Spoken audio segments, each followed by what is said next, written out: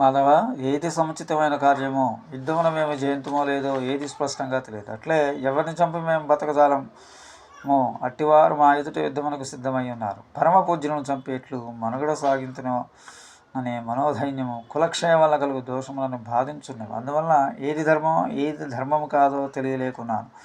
నేను నీ శిష్యును, నిన్ను శరణు వచ్చును కావున నాకు మేలును కలిగించే విషయం తెలిపినేమి చేయవలను శాసింపు. నిష్కంటకము సర్వసముద్రమైన వృద్ధమైన రాజ్యము దేవేంద్ర పదవి కూడా లభించును. ఇంద్రియములకు శోషింపజే ఈ శోకమును తొలగించు మార్గమేదియో తెలియజాలుకున్నానని అర్జునుడు పలికెను. ఇక్కడ భగవద్రామానుజులు వారు ఏం చెప్తున్నారు? ఏవం యుద్ధమారభ్య నివృత్వ వ్యాపారాన్ భవతో ధాతృరాష్ట్రా ప్రసఖ్య అన్యో ఇతి చేత అస్తు తద్వదలబ్ధ విజయాత్ అధర్మ్యాత్ ధర్మాధర్మో ఆజానద్భిః తైః హననమేవ ఘరిజయితే మే ప్రతిభాతి ఇది ఉక్త్వా యన్మహ్యం శ్రేయః ఇది నిశ్చితం తత్ శరణాగతాయ తవ శిష్య ఆయమే బ్రూహి ఇది అతిమాతృకృపణో భగవత్పాదాంబజం ఉపససార.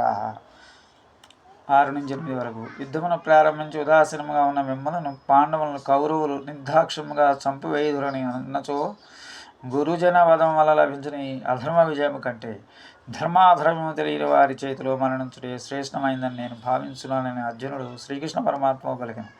ఈ సమయమున ధర్మాధర్మాలను తనకు మీనులు కలిగించే విషయముగా మిద్దముగా నిశ్చయించుకొనలేక నేను నిన్ను శరణు కోరుచున్నాను. నీకు శిష్యును కావున నాకు మేలు కలిగించు దాన్ని తప్పక చెప్పమని అర్జునుడు అతి దీనముగా భగవంతుని శ్రీపాద కమలములను ఆశ్రయించును.